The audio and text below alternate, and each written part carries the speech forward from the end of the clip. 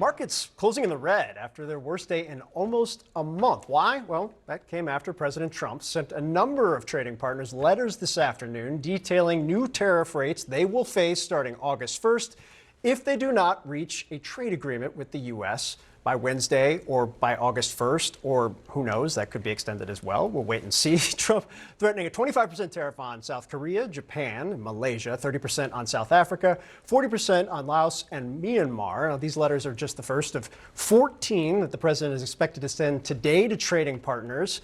My panel is back with me. Catherine, I want to start with you as our resident Bloomberger here, so you must know all the things about all the things. Some of the things. What's fascinating about this is if you look at the rates that are in the letters, there may be like a percentage point to 3 at most away from the original April 2nd tariffs. So I read the letters and I thought, this is essentially just an official delay of the deadline. Am I not seeing something? They are not that different. I mean, this whole process has been deadlines and delays and a lot of confusion. And I think that's been very hard for countries that have been trying to negotiate these deals because they don't really know what is the real deadline, what isn't. It's interesting, I think, because the president pretty effectively weaponized using a deadline with Congress to get his legislation passed. But it has turned out that deadlines with foreign leaders who have a lot of other concerns about trade and the world economy have not been quite as moved by these deadlines. So now it looks like it's being pushed. This was after weeks of them saying they were about to announce deals with major, both the president and top officials were saying deals were coming with major trading partners. We were going to see up to a dozen deals. We haven't seen those yet. There's been a couple of deals, some of which we still haven't seen sort of full details on. And we certainly haven't gotten 90 deals in 90 days. I mean, that was an attack on Peter Navarro, and I will not, that will not stand.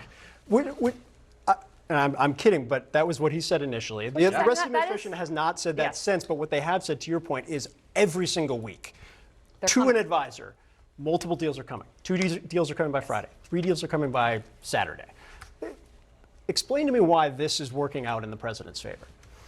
I mean, look, one thing I guess it's working out in the president's favor is the sky has not fallen in terms of higher prices. And that may be the bottom line of this. I'm thinking back to when Walmart said it was going to have to raise prices because of tariffs. The White House and the president in particular pushed back very hard on that, obviously sending a message to other business leaders and business owners. Not that it hasn't caused great consternation and pain, particularly for some small businesses. There's no doubt about that. But there has not been this broad sweeping price hike, and the market is only negatively reacting right now today. But for the last several weeks, it's been gangbusters. So I guess in that respect, it's been in the president's favor. But in terms of this being some grand strategy, even though we haven't heard the 90 deals, 90 days since then, that has been kind of the anthem and the theme.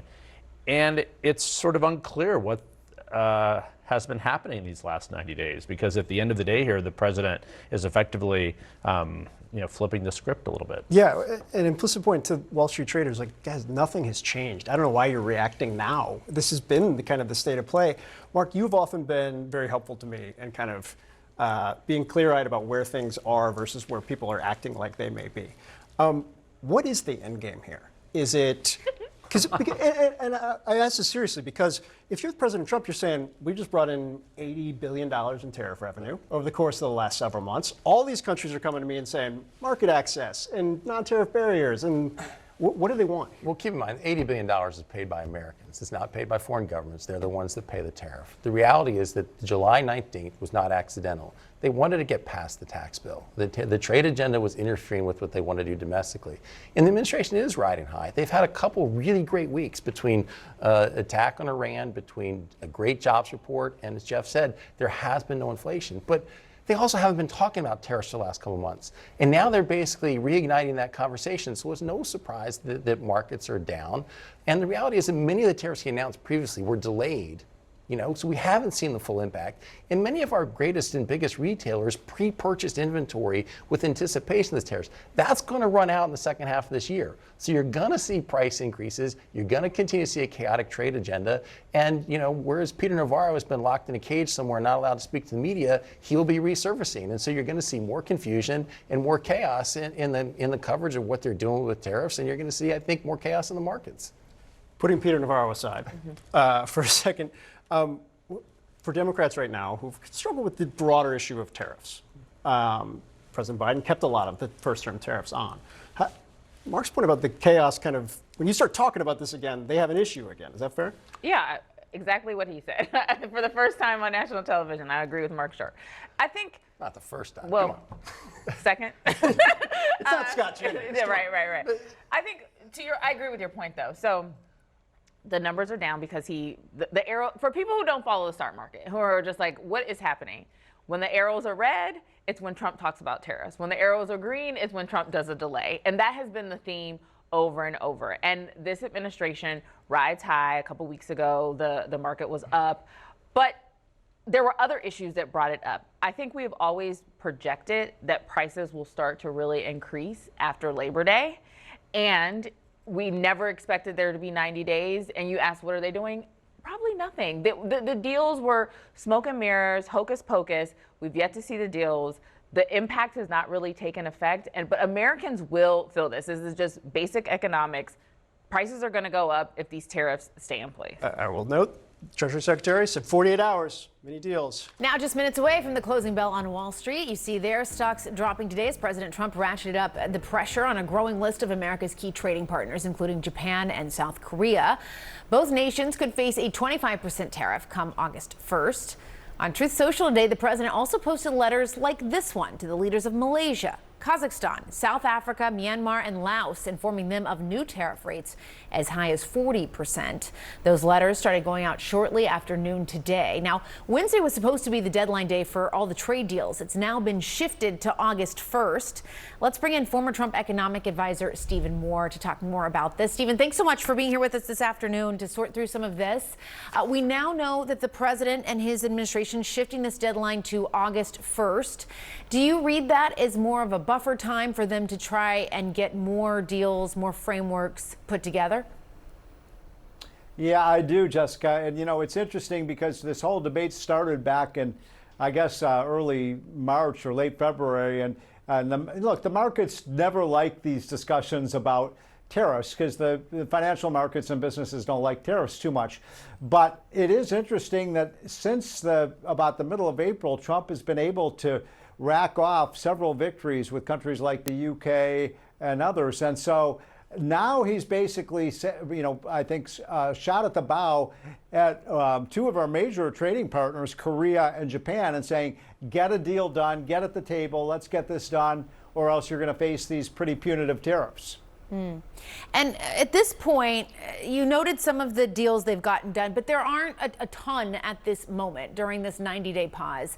The Treasury Secretary, Scott Bessent, said this morning he does expect a few more in the next 48 hours. Do you think that is realistic for us to start seeing more of these imminently? Look, I think it's almost like a game of musical chairs where, you know, remember that game when you played when you were a kid and you're walking around and there's one chair too few. And no country wants to be the nation that's left behind and doesn't get a deal cut. And Trump, I think, strategically has gone to these countries and saying, cut a deal now, you'll get the best deal possible. Remember, with a lot of these countries like Japan and Korea, it's extremely important for their economies to be able to trade with the United States. It's a major, major part of their economy. It's a bit of a game of chicken. You know, who's going to blink first? And Trump is basically betting that these countries have more to lose. And I actually think that you will see trade deals. I don't know if the next 48 hours, but I do think you're going to see them in the next couple of weeks. And this will be to the benefit of the United States because these other countries will have to lower their tariffs, which are in some cases punitive on American agriculture, our dairy products, our automobiles, our manufactured products. So we could come out of this ahead. And you did mention, and we're looking at the numbers right now while you and I are talking, that the markets don't love when this gets pushed to the forefront. They are down today amid this uncertainty. Yeah. Right. Do you think this could be a repeat of what we saw in the spring? Do you think the administration should be worried, is worried about that? Well, to replay what happened, because remember, by mid-April, the stock market was way down, the economy was doing poorly, and then all of a sudden you got some of these trade deals, and all of a sudden things really improved. I mean, the difference between the economy in April and today is really profound. So yes, I do think if Trump is able to pull off some of these big trade deals, it's going to be, you'll see a big bounce in the market. But remember, the country that matters the most in these trade negotiations is China, and because China is, our biggest adversary and our biggest, the second biggest economy in the world. So that's the one that really counts the most. And I have to say, I don't know where things stand with that. The president says he has a deal on paper, but I haven't seen anything signed yet. Yeah. And I am curious, have you spoken to the president about any of this recently? Well, not in the last few months. The president knows I'm not a huge fan of the tariffs, but I do like when he gets these trade deals done because I really believe if Trump can pull this off, we could, because I'm a free trade guy, I think we could have freer and fairer trade with America getting a better deal from some of these countries, and that would mean more jobs here. So who could oppose that? All right, Stephen Moore, thanks for your time this afternoon. We sure do appreciate it.